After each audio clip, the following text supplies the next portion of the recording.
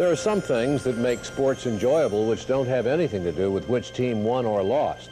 There are the great characters produced in sports, and this season's great character is a young fellow named Fernando Valenzuela, who has produced a kind of baseball fever known as Fernandomania. America in 1981 was a place and time when the pages in a folktale turned at the right pace. Faster than the evening paper, slower than a tweet, with space to soak in the wonder in every chapter. It's a fairy tale so preposterous, Dodger fans dare not open their eyes. El Nino is Fernando Valenzuela. Fernandomania was more than one of the best stretches of pitching in baseball history. Did you take it off this? Sold out tonight. Valenzuela's pitching. It was an experience without compare, before or in the 4 decades since. A singular story that becomes more transcendent each time we tell it. 1981 will be the year of Fernando Valenzuela. The left-hander from Echehuaquila, Mexico, captivated Los Angeles and ultimately the country with his extraordinary pitching, one-of-a-kind wind-up, and unassuming way. And of course here today, a lot of folks have come in just to see the Mexican phenom Fernando Valenzuela, and why not? He's the hottest subject in baseball. Fernando Valenzuela won his first 8 major league starts, the longest such streak since the end of World War II. Struck him out, it's all over, and Valenzuela did it again. His ERA was .50, an all-time record through that many starts. Perhaps such early season hysteria could only be born in Hollywood. What else can be said but Viva Valenzuela?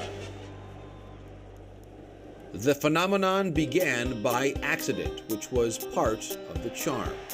All-star left-hander Jerry Royce was supposed to start the Dodgers' 1981 opener, but strained a calf muscle during batting practice. So Tommy Lasorda summoned the 20-year-old Valenzuela. The result? A shutout victory. Valenzuela delivers, through ball, got him swinging.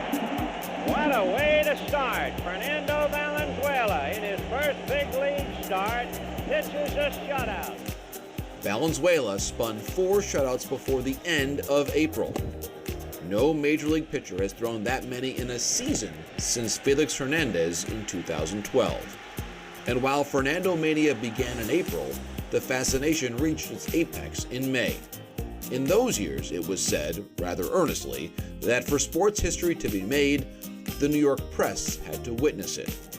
Thus, Valenzuela's May 8th start, a Friday night at Shea Stadium, was a bona fide baseball event. And once again, a large crowd has come out, full of the question, is he for real?